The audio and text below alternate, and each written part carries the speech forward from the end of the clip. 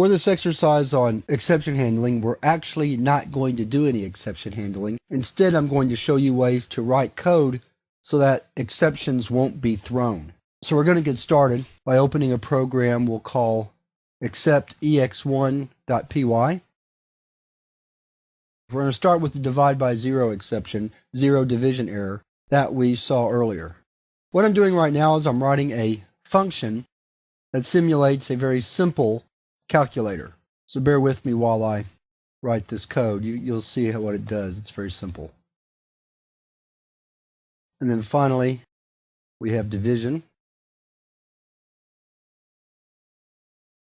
So that's the function. Now what we're going to do is write a program that uses a loop and continuously asks the user to enter another equation to compute.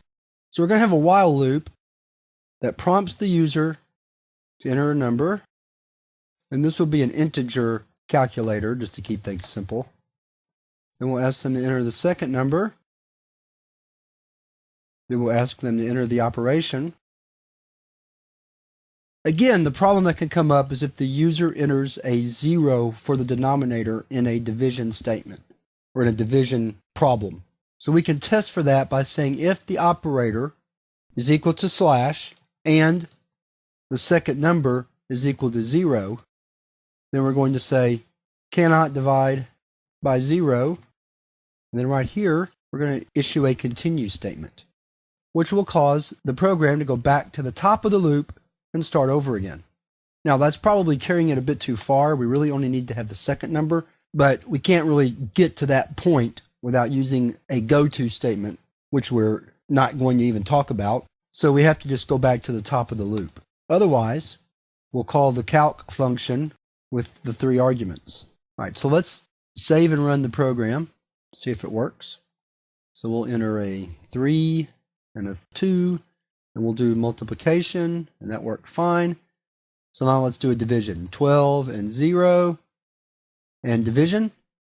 And it says cannot divide by 0. Enter the first number, enter the second number, enter the operation, and there we go.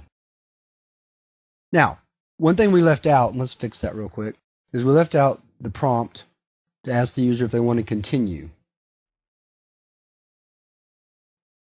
And that's all we need. I'm not going to add that into the program because you saw how it worked.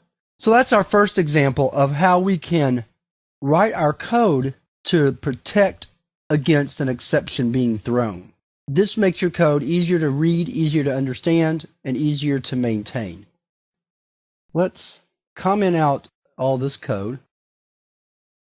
This is easier than starting a new file. Our second example is going to demonstrate how to work with file handling. So what we're going to do is we're going to write a simple program that opens files and prints the contents. So we ask the user to enter a file name to open.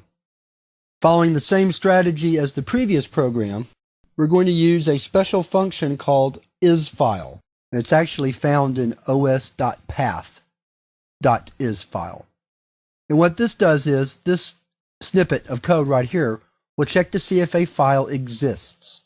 And so what we're saying is if the file does not exist, then we're going to print an error message, and then we're going to prompt the user to enter the file again, and continue on. Otherwise, or once the user does enter a legal file name, we're going to open the file, and then we're going to print out each line. Just like so. So again, the key is saying while the file does not exist, and that's this part of the code right there. Then we prompt the user, first telling them that the file doesn't exist, and then to enter the file name again. All right, so let's run this example. Let's clear the screen. So let's try one that we know doesn't exist. Blah.txt. File does not exist. Enter file name to open. Blah1.txt. Oh, that's not it. bbbb.txt. That's not it. But I happen to know that we do have a file called grades.txt. And then when it finds it opens it up and displays the contents. So in this exercise, I've demonstrated ways to actually not have to use exception handling, and most programming experts would say that for problems such as the ones we've looked at, dividing by 0 and files not existing, using what I would call data validation techniques works better than using exception handling. And with that, we're finished with this exercise, and that wraps up this chapter.